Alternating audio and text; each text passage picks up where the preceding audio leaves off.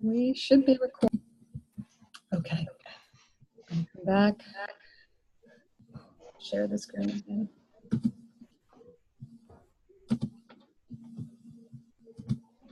Okay.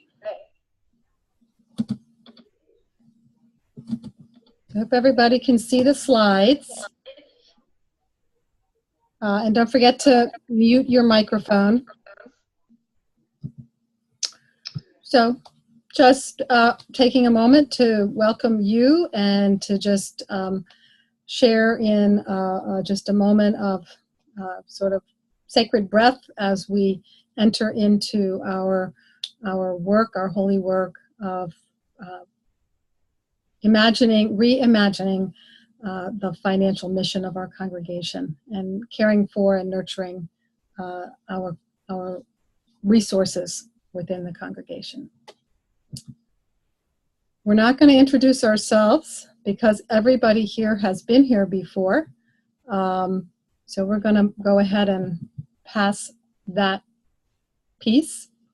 Just a reminder that we're hoping to build a community of leaders in our region, people who are involved in the financial mission, whether it is in the annual stewardship, the ongoing financial work, or other parts of the stewardship or financial picture.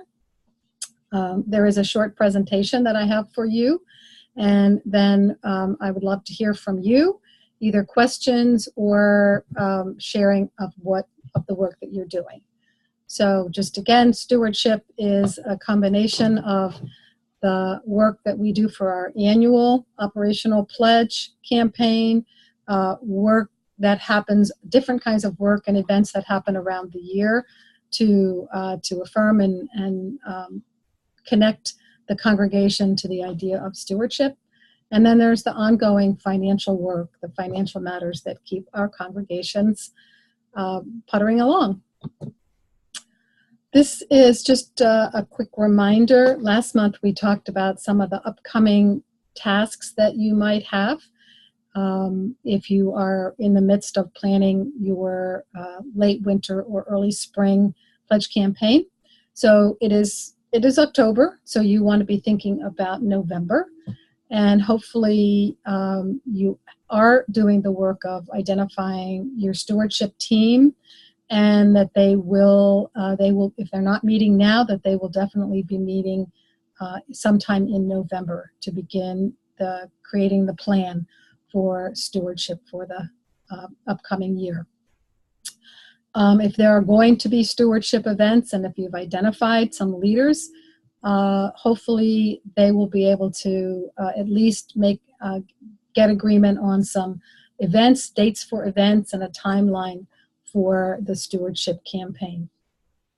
The holiday season, November and December, are really rich times to include and involve families and the children and youth in the congregation in the idea of stewardship, just because it's a theme that they're hearing in school. They're generally talking about gratitude and thanks and giving thanks for many things, and so it's a good time to piggyback on that in terms of connecting the stewardship of the congregation to that idea of generosity and gratitude.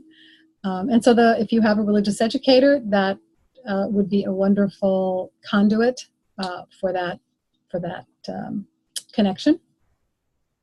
And hopefully someone, whether it's the minister, whether it's the board president, or whether it's the stewardship chair, is mentioning gratitude and the idea of stewardship and giving thanks for all that our congregation is to us, and that's something that you're thinking about for the newsletter.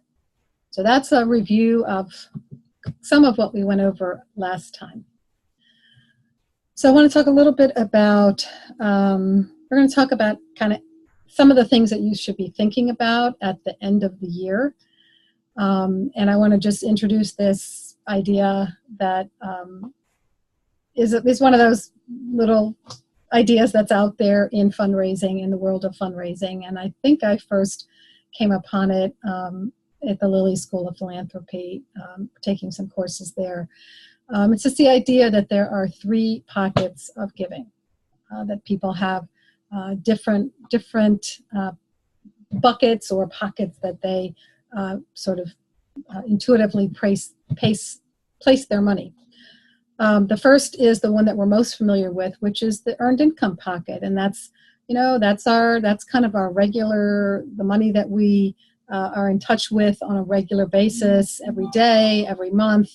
We're making decisions all the time about how we spend that money, and that's often where the money comes from for annual giving.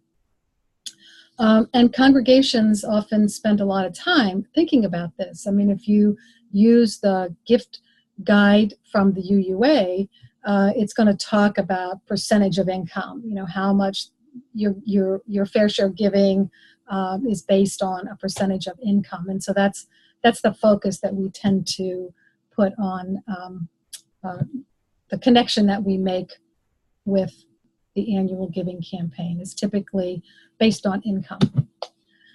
So there's this other pocket, which is the capital pocket. And so this is where, we have that money that is a little bit farther away. It's not the money that we're making daily decisions on. It might be money that we are saving for our children's college. It might be money that we're saving for retirement. It might be, if we are retired already, it might be money that is, for our continued well-being, well into our later years. And so folks don't think of, when they think about, okay, I'm going to give 5% of my income to the church, this is not the money that typically that they think about. They're thinking more about the money that's coming in regularly. And so this is not typically the money that people are going to, the pocket that they're going to tap for an annual campaign.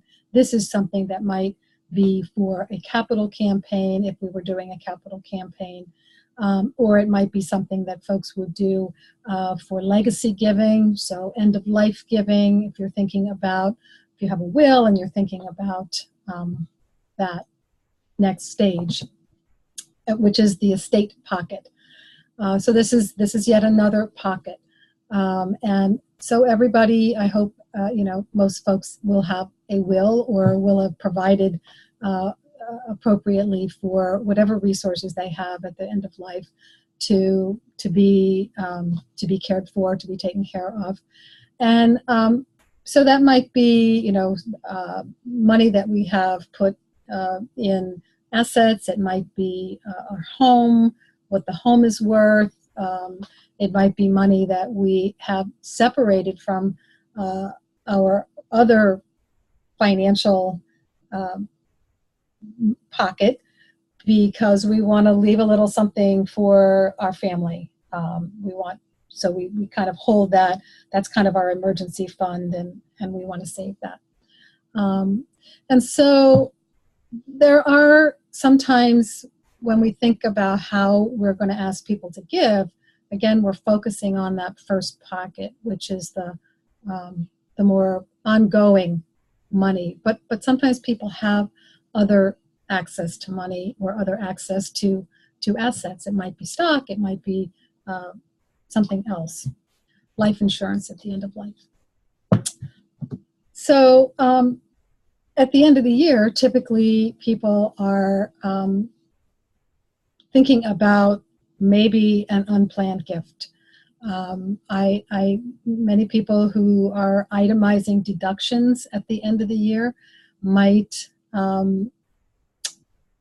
decide that there is more, that they want to get a higher deduction, or that they need to make some additional donations in order to qualify for a deduction. Some folks, if they're retired, might have gotten to the end of the year, and if they have, for example, a required minimum distribution from an IRA, they might find that there's more that they must take out of their IRA than they had anticipated.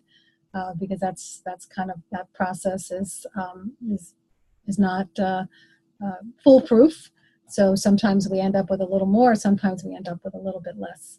So some people look towards the end of the year as an opportunity to maybe give a little bit more, and it's not coming out of, it's coming kind of out of that middle pocket, because it's not really typically going to be part of the pledge unless they're prepaying their pledge through, that might have gone through June. So, you know, we want to be ready to accept that gift. I always, you know, it's raining money, and, you know, we want to be sure that we have the right means to be ready to accept it. There are also many congregations that I have worked with. Sometimes the people who make these unplanned gifts are not regular attenders. They're not people who are actively pledging or actively in membership. But again, might be somebody who has visited the church, has been a longtime friend of the congregation, has possibly, you know, been there for a wedding or had some experience with the congregation that makes, that kind of invites that generosity at the end of the year when they're looking for a place to give. So, you know, it may not be that we could make an appeal from the pulpit to remind people that if you want to give an end of the year gift, that this is a wonderful time, we'd be happy to accept it. But it also might not be people who we're in regular relationship with. So you want to be sure that you have either a donate button or some other means, whether it's just an address or a way to reach you on your website, so that anybody who, because not everybody, but some people, you know, they're looking right to the end of December, and they're all of a sudden like, oh my gosh, you know, I want to give $500, and I need to do it this week. And so sometimes those unplanned gifts can have a little sense of urgency behind them. So you want to be sure that you have a way to accept that. There also, you know, there's also planned giving, and this is kind of a good time of year. It's kind of the opposite time of year from when we are talking about our annual pledge.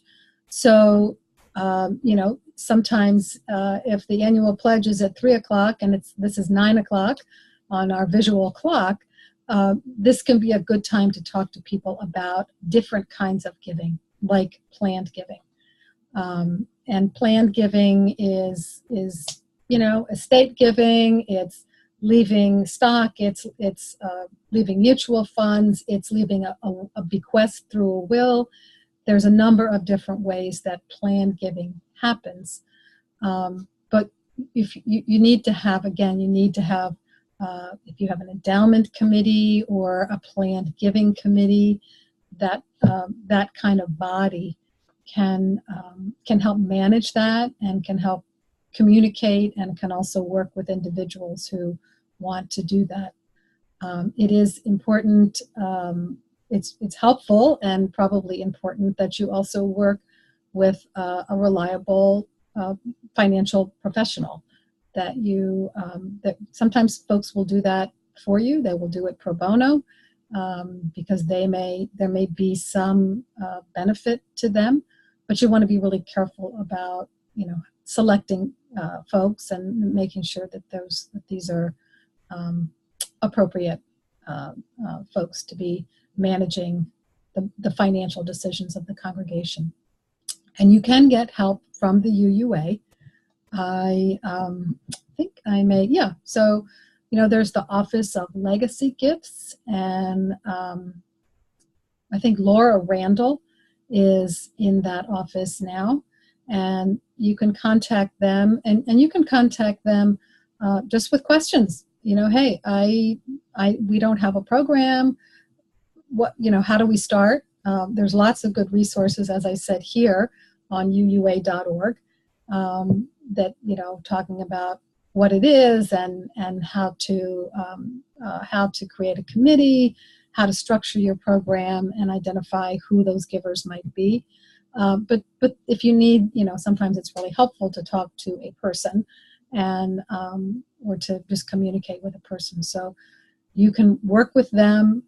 They also have an umbrella giving program at the UUA, so you can put your assets, any long-term assets you have in their program, and they will manage it for you. I've heard different folks have different experiences with that.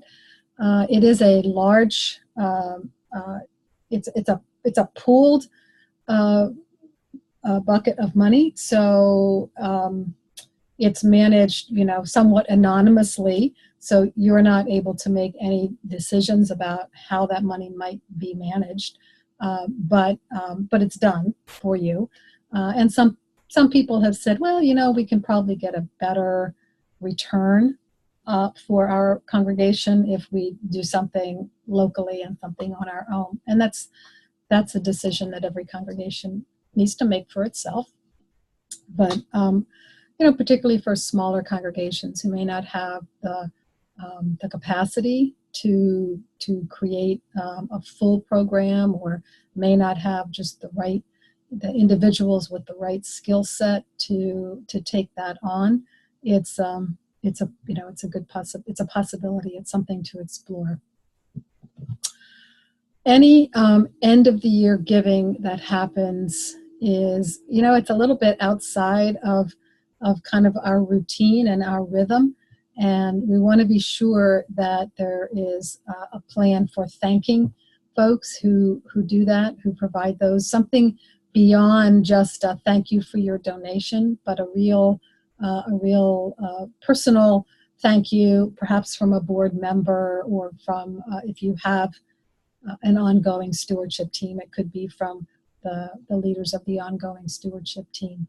But there should be an affirmation of any end of the year gifts that happen. I just want to touch briefly on just some of the other kind of end of the year matters that congregations need to be concerning themselves with. And hopefully you have a bookkeeper, or you're using, Paychex or ADP, or a paycheck, a payroll provider, a payroll system provider that will take care of things like tax forms for employees. And I've worked with congregations that have done it themselves, and they're, if you have a qualified, tax professional, that is there certainly are instructions and ways to understand through irs.gov what exactly you need to do and how the forms need to be completed and all that. But you just want to be sure that whoever is doing that work really is well qualified, because that's not a place where we want to run into a problem. Our hardworking staff deserve to have their tax information provided in a timely manner and accurately.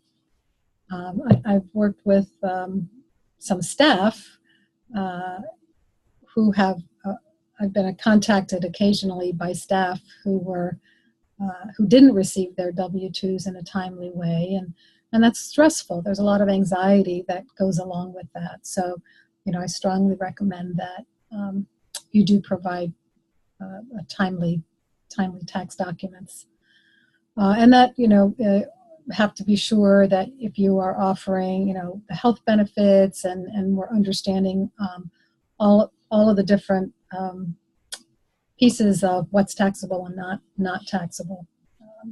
Again, so tax professionals are really helpful there. We also need to do the end of the year taxable giving statements for all of the folks who have made donations to us during the year.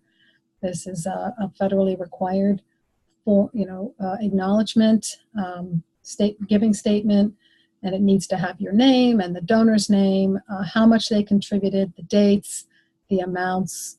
Hopefully you are using QuickBooks, or you're using a program during the year that is tracking all this for you, and you can easily provide these documents.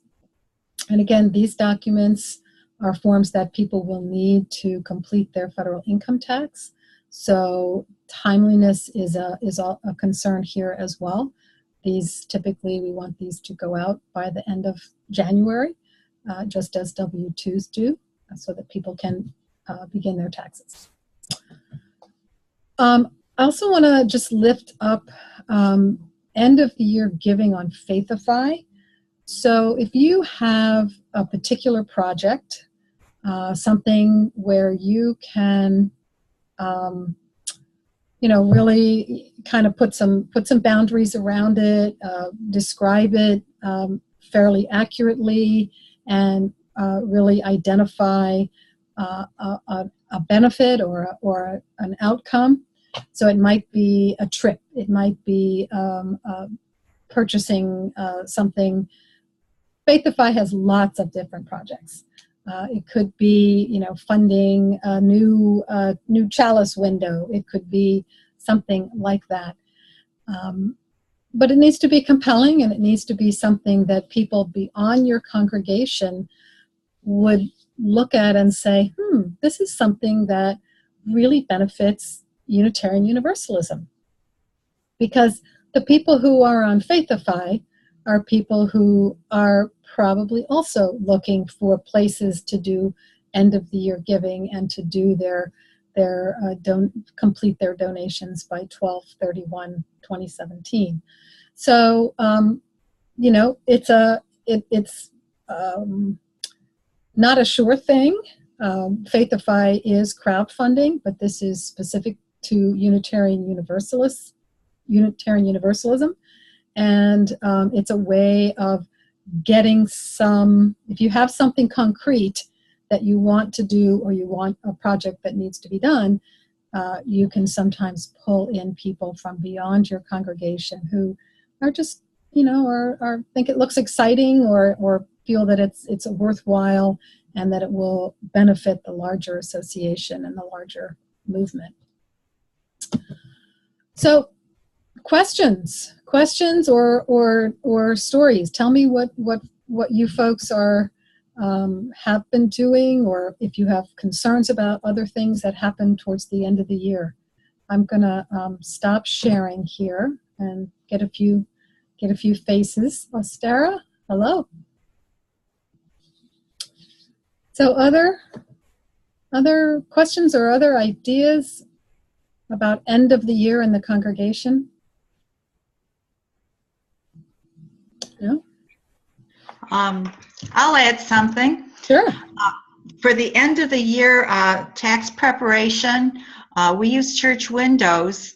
Great. And they recommend that around now in October, we do a trial run set of W-2s going through September. That way, if there are any discrepancies, we can get them cleared up, and not try to get it done during the January rush when we're faced with a deadline.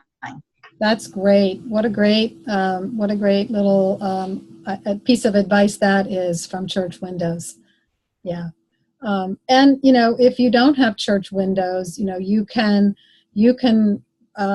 remind your employees that we're 3/4 of the way through the year, and they can go on to irs.gov and get like the W-4 form.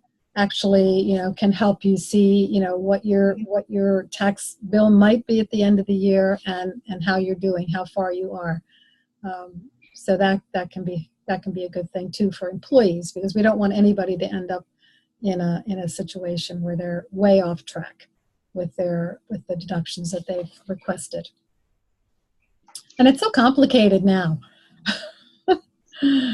With health insurance is sometimes included depending on what state you're in. If you have a retirement deduction, there are lots of different pieces and parts. So, but next month we're actually we're going to have a guest speaker next month, Jan Gartner, is going to talk to us about benefits. November is open enrollment, open season for health plan enrollments if you are participating in the UUA plan. So that is something that also you want to remind your employees about, that the open season. But we're gonna actually have a session talking about kind of a. Has anybody seen the new benefits workbook, the benefits tune-up workbook from the Office of Church Staff Giving, Church Staff Finances? So so they created a great workbook, and I will make sure that you get the link for that. And it's a thing where you just kind of go through and fill out sort of what your circumstances are, and it helps to remind you about, you know, different parts of the compensation package and different things that you should be thinking about. And it can be also helpful for budgeting time. We're going to talk next month also a little bit about budgeting for staff compensation.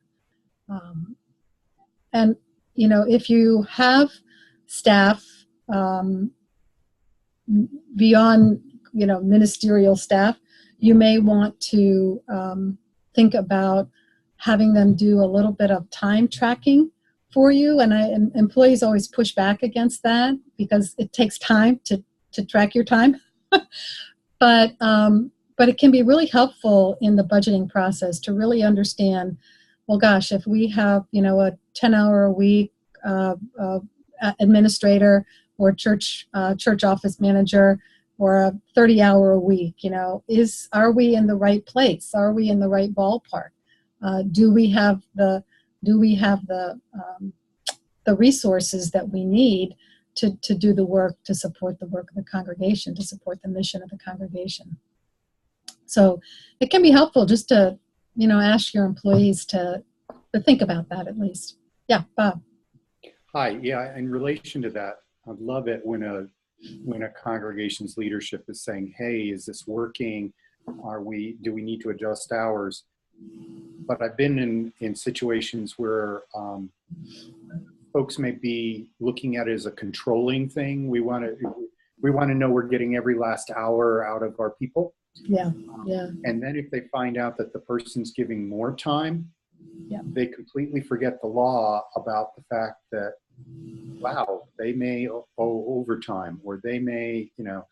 So going into it trying to correct things is right, but going into it saying, well, we demand we're getting every ounce out of it may not lead to a good legal outcome. There you go. Yeah, thank you for pointing that out. Yeah. And, you know, sometimes it depends on what the staff position is.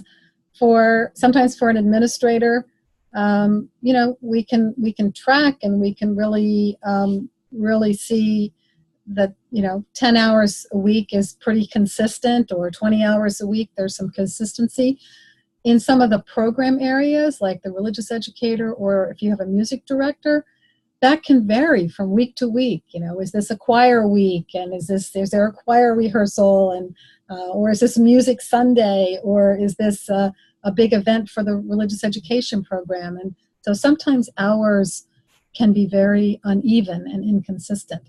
But that's why, you know, doing some time tracking over time can actually help you to do some averaging and understanding where your people are. And, you know, employees will push back against that, because, of course, they're afraid that means that, you know, we're all in lean times, and it could be used as a way of reducing somebody's hours rather than increasing their hours. So, you know, that's an understandable sort of response on the one hand. On the other hand, from the perspective of the finance committee or the board or the personnel committee, you're in the business of managing the precious resources that the congregation has, and making sure that they're managed, that they're right for the congregation. Or if they're not right for the congregation, that we're aspiring to do better. Or aspiring to move maybe to a few more hours a week, or to a different staffing setup. But staffing is actually next month. So we're going to talk a little bit more about this. But it is, since it's October now, it is good to be thinking about, how do you come up with the budget numbers for staff? Do you pull them out of your head? Do you just go with what you've had, or do you look at the overall budget and say, well, this is what we have left, and so we can hire this much staff? So it's not too late to start thinking about that. So it's not too early, rather, to start thinking about that. So other questions unrelated to the end of the year. What's happening with, does anybody have a stewardship committee recruited? Yes, I see Ostara's got a smile on her face. Is that like an oh dear smile, or is that a yes? Evelyn has really been gathering our stewardship committee, and we had a meeting recently. Good. That's excellent. I'm glad to hear that. Wonderful. Josh, where are you from? So our committee is meeting. Go ahead, Ursula. Well, I wanted to find out where Josh was from, but we'll get to him in just a second. Go ahead. Okay. Ursula, go. So our committee is meeting, and we're trying to decide about a pie chart for presenting our budget as part of the stewardship campaign. So any tips you might have about that would be helpful. So a pie chart, so you want to kind of create what's known as a program budget, rather than presenting it as like a spreadsheet, a financial sort of line by line. Yeah, like a mission budget. Yeah, yeah. There are these different ideas. Where can we get some information about how to create these different pie charts? So, so in terms of sort of the concept and what goes into creating that pie chart, one great resource is still Beyond Fundraising, which is a book that has been around now for a number of years, but it still provides lots of good insight into program, mission, budget, and thinking about what the categories might be for you. And in terms of actually creating a pie chart, use an Excel or a spreadsheet of some kind is how you would create it. And I would say if it's the first time you're doing it, typically you want to keep the pie chart sort of as simple as possible, and just provide a lot of explanation for people about why you're making this shift or why you're presenting it in this way. And you probably also want to kind of have the side-by-side line item budget, so that people can, if there's anxiety about like why are we doing it different, that you have a line item budget that some people may want to fall back on, or it may help them translate to the program budget. But other questions about that, Ursula? Well, it was just grouping expenses in a particular way that we were thinking about. Yeah. So I think I've got that book about, you have like a worship. So maybe I'll pull that out again. Yeah, like what are your do you know off the top of your head what your big buckets are?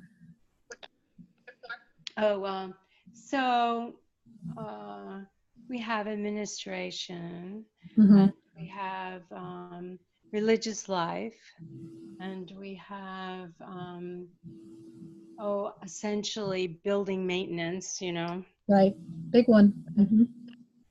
Yes. Yeah. And does religious life include like lifelong learning?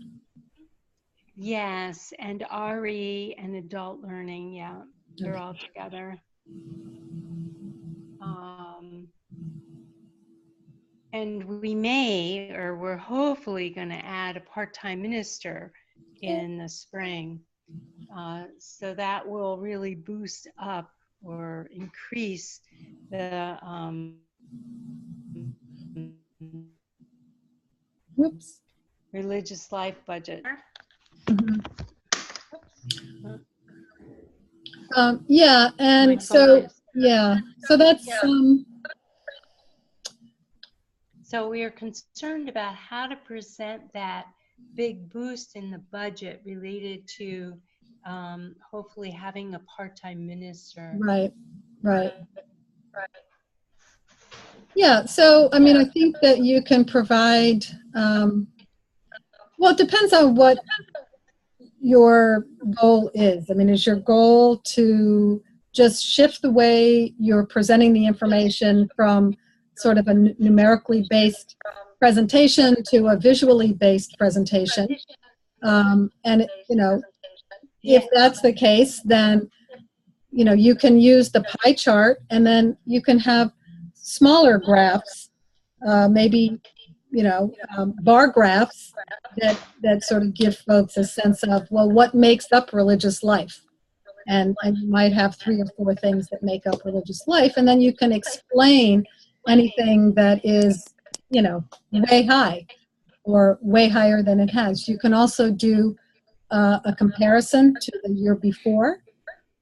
But if you haven't done a program budget before or a mission-based budget, you may not. It may not be, you know, may not be efficient to go back to last year to provide that comparative number. You know what I mean?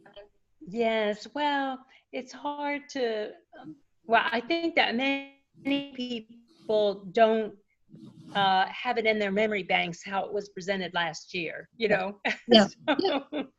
I gotcha. we're just trying to think about how to present this for this coming year, to include this perhaps balloon of expense without it being intimidating, you know? Yeah. And anybody else? Has anybody else experienced that? Where you've moved, you know, one category has really jumped up? Yeah, so hi everyone, this is Josh Broaded. Hi, Josh. Hello, I'm a board member for Sunny Hill Church in Pittsburgh, Pennsylvania. Great. And we have about, I'd say 170 or so people who are coming on a weekly basis to Sunday services. And so we've gone through a fairly major project over the past, call it 24 months, although it's really taken years and years in the making, where we expanded our building. So our congregation had grown, and we were having 2 services each day because we literally couldn't fit everybody. Right. And so we underwent a major project to build onto the church and effectively double the sort of sanctuary size so that we could all be together. And so, you know, I joined Sunny Hill around the time when this project was getting started, and as a new member, what I saw was a lot of discussion from members of the lay leadership and from the minister about what we were doing, why we were doing it. There was a lot of transparency around what the budgets were going to be, what the fundraising needed to be, and we've had an enormous amount of support from the congregation. Probably the worst money we spent was to hire consultants who told us that we could never possibly raise the amount of money that we needed to. And then we set about raising all of that money. So what we found, or what I found, both as a new member initially and now as a board member, is that Unitarians are not always so comfortable asking for money or talking about money. But ultimately, I think the membership is hungry for some clarity and some transparency about what is the work of the church, what are the costs associated with that church, of that work, and what is a fair amount to contribute.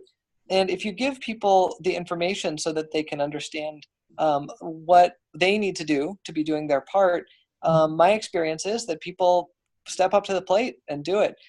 So it's always a little uncomfortable talking about money, but what I've experienced is that the more you do it, the better your outcomes are going to be. Great. So Ursula, there's some good advice for you as you move to the mission budget, that, you know, transparency and giving people the information. And sometimes it's not how you present it, but it's what you're saying and what your aspirations are and how it connects to your overall mission. And I if think I could, that's very helpful. if I could suggest a tactic here, one thing that we've done is what we call the Money Minute. So the head of our stewardship chair, or sorry, the chair of our stewardship committee, once a month gets up and he talks for more than a minute, but it's probably less than 5. And he talks about, various topics. So either our stewardship campaign or what our budget looks like and where our spending goes. He'll give updates about sort of where we are financially. And that's been really helpful to have somebody take ownership on a monthly basis for getting in front of the congregation and giving them a very thoughtful update. A couple months ago, he talked about our church as being a legacy, right, as opposed to an asset. We've spent a lot of time talking about assets, the physical plant, the air conditioner, how much it costs to redo a parking lot, and all of that stuff is important. But he tied it back to the legacy of the values that we're helping to build for our children, what we're doing for our community, and how it's something that you want to invest in so that it can become a multi-generational resource for our community. So I would say that the Money Minute has been a big hit, and people are always happy to have that happen. Key to that has been having a good guy running the Money Minute. He's a really good speaker, and he comes really well prepared with important things to say, and that helps a lot. Yeah. So is that once a month all year? That's right. It's fairly new. We've done it for probably 4 months now, but we're doing it on a monthly basis, and it's probably 3 to 5 minutes of content about the church's finances, and it's going well so far. I think once a month is about right for our congregation. So it's on a Sunday morning at announcements? That's right. Uh-huh. Mm-hmm. Thank Great. you. Good. Any other, anything else anybody wants to share, either in this area or in general? So this is Josh again. One of the things that we're starting to think about a little bit is budgeting and what budgeting is going to look like for 2018 for us. I'm new to the board, and so I've never been through that budgeting process before. My guess is that we're going to do budgeting basically the same way we did it last year. And so we'll see how that goes. But I would love to hear if other people on this webcast have had either good or bad experiences with how to build a budget for the year to come. And if you have any advice for me about how to help our board think about that. Great. Good question. Anybody have anything they want to share right this moment?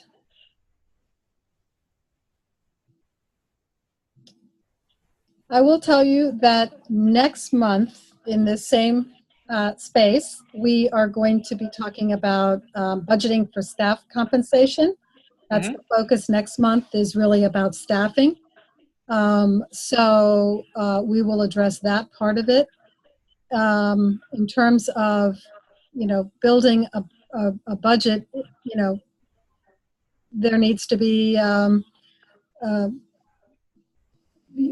assuming that, there is some there's some consistency perhaps in the finance committee where people are monitoring income and expense and, pledge retention and pledge payments and all of that thing. So you have a broad sense of kind of where you are with money in the current year and where you are with expenses and how that's tracking with last year's budget.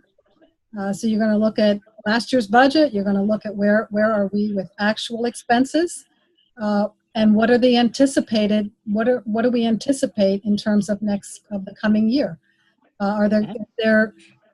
We've done a capital campaign. So are the maintenance costs going to be radically different, either significantly more, significantly less? Are we contemplating adding staff or cutting back on staff? Do we have a staff member who's going on maternity leave or sabbatical? Consider those kinds of things. Are we aspiring to increase our membership? And what is that going to look like? And it also depends on, some congregations will build more than one budget. So they'll build a budget that says, well, if the pledges and our income are the same as last year, this is what we might spend it on. Then they have another budget that is, well, if we can increase by 10%, this is what we might be able to do with those resources. And then they have the dream budget, the really aspirational budget that says, given our mission, if we were to really, really work on our mission and really achieve our mission or make progress against our mission, this is the kind of budget that we would dream of. So sometimes congregations build, different budgets and present them to the congregation as business as usual. Everybody pushes a little bit, and we absolutely, this is what we dream of doing. Yeah. So one thing. Oh, go ahead. So, shall I speak? Yep. Go ahead. Yes. Well, one thing that we've done is that the board, in anticipation of the fiscal year, sets goals for the congregation. And those goals are then set to all the committees who formulate their budgets. And their budgets are based on what things that they're doing. I mean, some things are just ongoing, like the maintenance of the buildings. That's not anything new. But maybe membership is going to initiate something special to increase our visibility in the community. And so that comes down under one of the goals that the board has set, so that the whole budget is built around the goals that are set for the congregation. So that's something that we've done now for 2 years. And now we're trying to think about measurements to say, well, how did we do last year with the goals that we set? And how do we measure that and say, well, we're going to continue this goal, or we're going to set this other priority as our first priority, and so that the budget comes under kind of the mission and the vision for the congregation.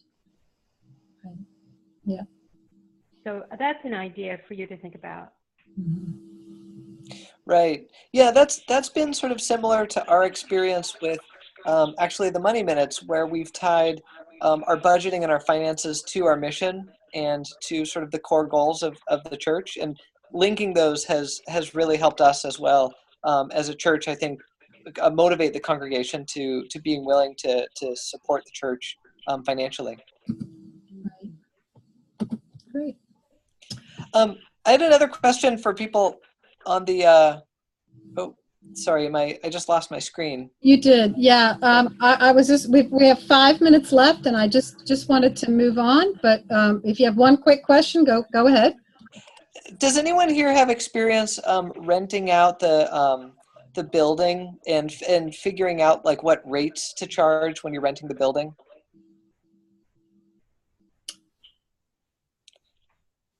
So we've got this great new space. Our plan is to go talk with ministers and other people who rent spaces in the community and see what they do, and try to basically mirror the kind of market rates that are prevailing in our area. But if other people had experiences with that, I'd love to hear it. It sounds like not.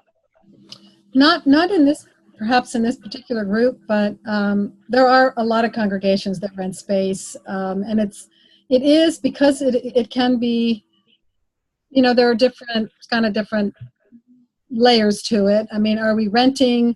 Are we trying to build a reputation as a community center? So are we renting to other nonprofits at rates below market?